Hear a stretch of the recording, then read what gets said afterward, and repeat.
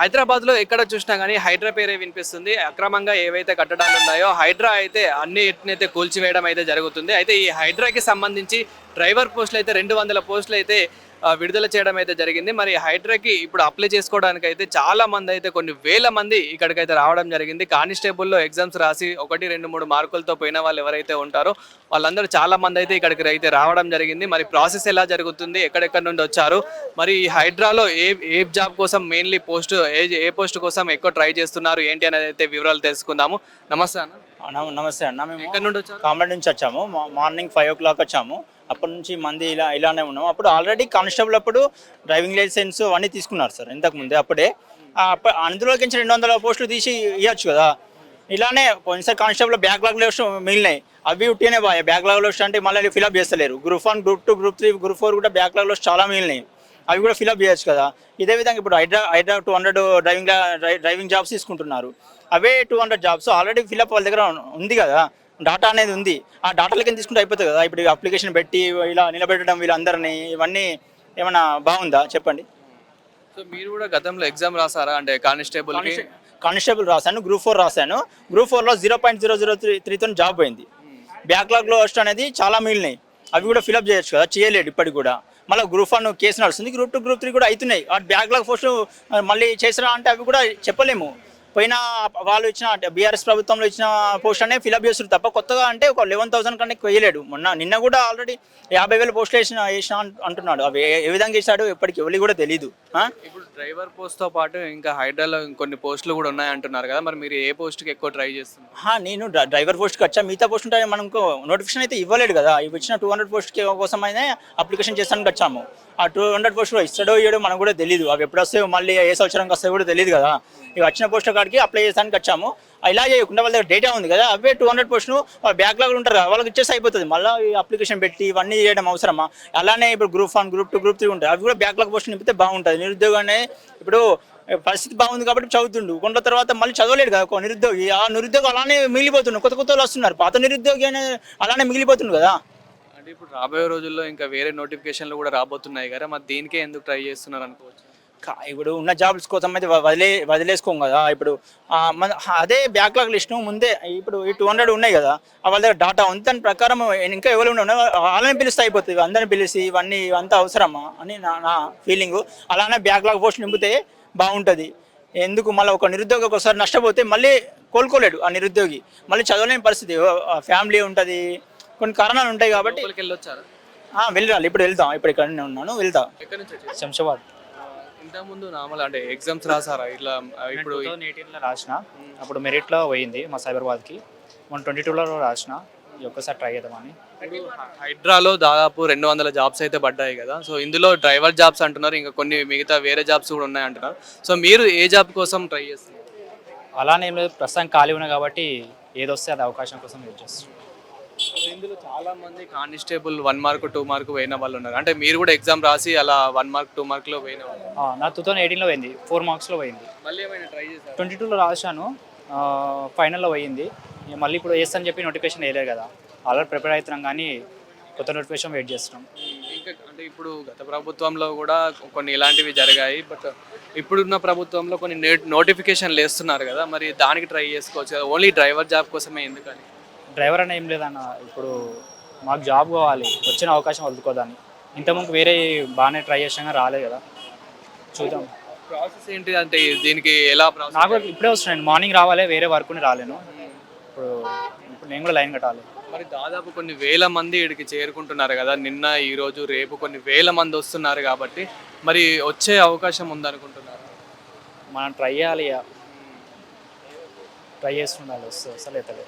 హైడ్రాలో మరి ఎలాంటి జాబ్ అయినా ఏం పర్లేదు? ఓకే, ఏదైనా సరే, కాంట్రాక్ట్ అయినా సరే రాను పర్మిట్ అయ్యే అవకాశం ఉంటుంది. All the best bro. లోపలికి వెళ్ళి వచ్చారు కదా, ప్రాసెస్ అంతా అయిపోయింది? ఇంకా అయిపోలేదు బ్రో, లంచ్ కోసం అని వాళ్ళు టైం పెట్టుకున్నారు. ఎక్కడి నుంచి వచ్చారు మీరు? హనంకొండ నుంచి వచ్చినాం బ్రో.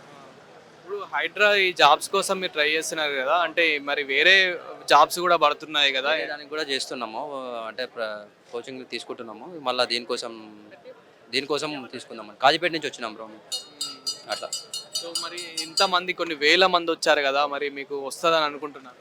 ఇక మనం ఇవ్వడం మనది బాధ్యత కదా, అందుకోసమని ఇచ్చిపోదామని అనుకుంటున్నాం అట్లా. సో మీకు తెలిసినంత వరకు మరి లోపల ఎలా జరుగుతుంది ప్రాసెస్, ఏమేమి అడుగుతున్నారు? ఇంతకుముందే వెళ్ళినా బ్రో, అంటే ఏం జరుగుతుందని ఇంకా తెలియదు. జిరాక్స్ తీసుకొని రమ్మని చెప్పిండు, జిరాక్స్ కోసం వెళ్తున్నాం అట్లా. ఏం జిరాక్స్ తీసుకురమ్మన్నారు? ఈ 10th మెమో, ఇంటర్ మెమో అట్లా సర్టిఫికేట్స్ కోసం.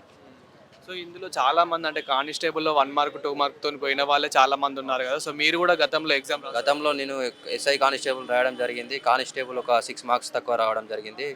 ఎస్ఐది ఒక 28 మార్క్స్ తక్కువ రావడం జరిగింది. అట్లా మళ్ళీ చదువుతున్నా, మళ్ళీ దీనికి ఆలోపు ఇది వస్తే దీనికి ఇచ్చేసిన ఫామ్స్ అట్లా. సో ఇప్పుడు ఈ హైడ్రాలో ఎలాంటి జాబ్ వచ్చినా మీకు పర్లేదు? ఇప్పుడు ప్రస్తుతానికి జాబ్ మనం ఏదో ఒకటి రావాలని వచ్చి ఇచ్చినాము. బ్రో ఎక్కడి నుండి వచ్చారు? ఖమ్మం రోజు సో ఇప్పుడు మరి లోపలికి వెళ్ళొచ్చారు? వెళ్ళొచ్చాం. ఎలా జరిగింది ప్రాసెస్, ఏం జరిగింది, ఏమని అడిగారు? ఏముంది, ఫస్ట్ లోనకి వెళ్ళగానే నెంబరు దాంట్లో సెర్చ్ చేస్తున్నారు. దాని ద్వారా మనం ఎలిజిబుల్ కాదనేది ఆ నెంబర్తో డిసైడ్ అయిపోయింది. తర్వాత అప్లికేషన్ ఫామ్ ఇస్తారు, ఎలిజిబుల్ అయితే అప్లికేషన్ ఫామ్ ఇస్తారు, ఆ ఫామ్ నుంచి అక్కడ ఇవ్వాలి. ఇప్పుడు గతంలో కూడా అంటే ఇప్పుడు కానిస్టేబుల్ పోస్టులకు రాసిన వాళ్ళకే ఎక్కువ ప్రిఫరెన్స్ ఇస్తున్నారు. అదే ఇప్పుడు 2-3 మార్కులతో ఎవరైతే పోయినారో వాళ్ళకి ప్రిఫరెన్స్ ఎక్కువ ఇస్తున్నారని చెప్పేసి వినిపిస్తుంది. సో మీరు కూడా రాసారా? అవునండి, రాసాం. లాస్ట్ టైం రాసాం. తక్కువ మార్క్స్తో జాబ్ మిస్ అయిన వాళ్ళకి ఇప్పుడు నెక్స్ట్ అవకాశం ఈ 200 పోస్టులు డ్రైవర్ పోస్టులే అవకాశం.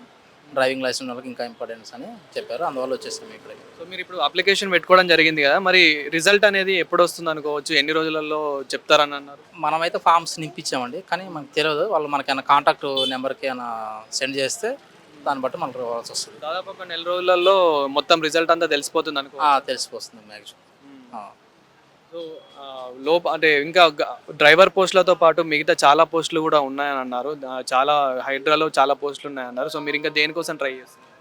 మనకైతే డ్రైవర్ పోస్టులు అని చెప్పారండి, దానివల్ల మనం వచ్చేసాం ఖమ్మం నుంచి.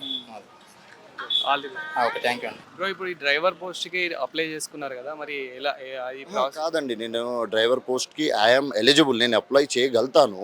కానీ ఏంటంటే ఇక్కడ రూల్ ఏం పెట్టారంటే they bring from some list, వాళ్ళు ఒక లిస్ట్ తీసుకొచ్చారు. ఆ లిస్ట్ ప్రకారం ఏమంటున్నారంటే మీరు ప్రీవియస్ 2022, 23, 24లా ఎవరైతే పీసీకి అప్లై చేశారో, కానిస్టేబుల్ ఉద్యోగాలకి అప్లై చేశారు, ప్లస్ ఎంటీఓకి అప్లై చేశారు, వాళ్ళ దాంట్లో 2 మార్క్స్ 3 మార్క్స్లా ఎవరైతే పోయారో వాళ్ళకి ఎలిజిబుల్ అనేసి చెప్పారు. ఇప్పుడు మాకు తెలియలే, మార్నింగ్ 5:30కి వచ్చేసి రోల్లో నిలబడ్డాము, లోపలికి వెళ్ళాము, నంబర్ చూశారు, నంబర్ చూసి కొట్టారు, లేదనేసి పంపించేశారు, బయటికి వచ్చేసాము. సో నేను మీ ద్వారా చెప్పేది ఏంటంటే ఆఫీషియల్స్కి, పైన సుపీరియర్స్కి, సార్ అది చూడకండి, జస్ట్ ఎక్స్పీరియన్స్. ఇప్పుడు నాకున్న స్కిల్స్, నాకున్న ఎక్స్పీరియన్స్, నేను ఒక 12 years లైసెన్స్ హోల్డర్ని, నాకు లైసెన్స్ ఉంది, ప్లస్ ఎక్స్పీరియన్స్ ఉంది, క్యాబ్ బండి, స్కూల్ బండి, ప్లస్ కొన్ని ఆఫీషియల్స్ దగ్గర కూడా నేను వర్క్ చేశా. సో నాకు బ్యాచ్ నెంబర్ కూడా ఉంది. అది కాకుండా ప్లస్ నేను దీంట్లో 2022, 23లా దీంట్లో కూడా వేసాను, కానిస్టేబుల్కి డ్రైవింగ్ పోస్ట్లో వేసాను. సో కొంచెం వెయిట్ ఎక్కువ అయ్యి, కొంచెం అంటే ఫిజికల్గా ప్రాబ్లం అయ్యి నేను మెయిన్స్ వరకు వెళ్ళలేకపోయాను. ఏంటంటే నేను ఫిజికల్లోనే డిస్క్వాలిఫై అయ్యాను. అది కూడా తెచ్చి అది కూడా చూపిస్తే దీంట్లో లేదండి, మీది రాలే అనేసి చెప్తున్నారు. ఇన్ఫర్మేషన్ ఎలా తెలిసింది మరి? ఇప్పుడు ఇక్కడే తెలిసిందండి, మార్నింగ్ ఇప్పుడు వచ్చేసి నా ముంగట కొన్ని ఎవరైతే 1 మార్క్ 2 మార్క్ 3 మార్క్ నుంచి ఫెయిల్ అయ్యారు కదా, వాళ్ళకందరికీ తీసుకున్నారు. But they don't have any kind of experience, వాళ్ళకి ఎక్స్పీరియన్సే లేదనుకుంటా నేను. మేబీ ఉండొచ్చు కూడా, నేర్చుకోవచ్చు కూడా. కానీ ఏంటంటే తీసుకున్నప్పుడే కొంచెం ఎక్స్పీరియన్స్ పర్సన్ని తీసుకుంటే వాళ్ళకు కూడా బెనిఫిట్ ఉంటుంది. మాలాంటి ఫైనాన్షియల్ ప్రాబ్లం ఉండి వచ్చాము అవుట్సోర్స్ వర్క్ చేయడానికి. This is not permanent, outsource అని దానికి 200 జాబులలో ఓన్లీ డ్రైవర్ జాబ్సే ఉన్నాయి, ఇంకా కొన్ని జాబ్స్ కూడా ఉన్నాయి అంటున్నారు. చెప్పారు, డ్రైవర్ జాబ్ అనేసి చెప్పారు. తర్వాత వాళ్ళు ఏం చేపిస్తారు, ఏం చేయాలి అక్కడ, దట్ ఈస్ సెకండరీ, మనకు కూడా తెలియదు. అది డ్రైవర్స్ అనేసి వచ్చాము, మాకు స్కిల్స్ డ్రైవర్స్ అని ఉంది, డ్రైవర్ ఉద్యోగం మైండ్లో పెట్టే మేము వచ్చాము. ఎక్కడ నుండి వచ్చారు? హైదరాబాద్ అన్న, తార్నాక నుంచి వచ్చాను. అంటే ఈ 200 జాబ్స్కి ట్రై చేసుకోవడానికి వచ్చాను, ఇంకేమైనా ట్రై చేద్దాం అనుకుంటున్నాను. నాట్ ఓన్లీ 200, ఇంకేదన్నా ఆప్షన్ ఇస్తే we will try about that. ఇంకొకటి ఏంటంటే ఇప్పుడు చిన్న పాయింట్ అన్న, ఇప్పుడు 2 మార్క్స్ 3 మార్క్స్ పోయిన వాళ్ళకే ఆపర్చునిటీ ఉందని చెప్పారు కదా. ఇప్పుడు ఎగ్జాంపుల్ వాళ్ళు పాస్ అయ్యారు, ఫెయిల్ అయ్యారు అనుకోండి, ఇప్పుడు వాళ్ళకి ఆపర్చునిటీ లేనప్పుడు అప్పుడు ఏం చేస్తారు?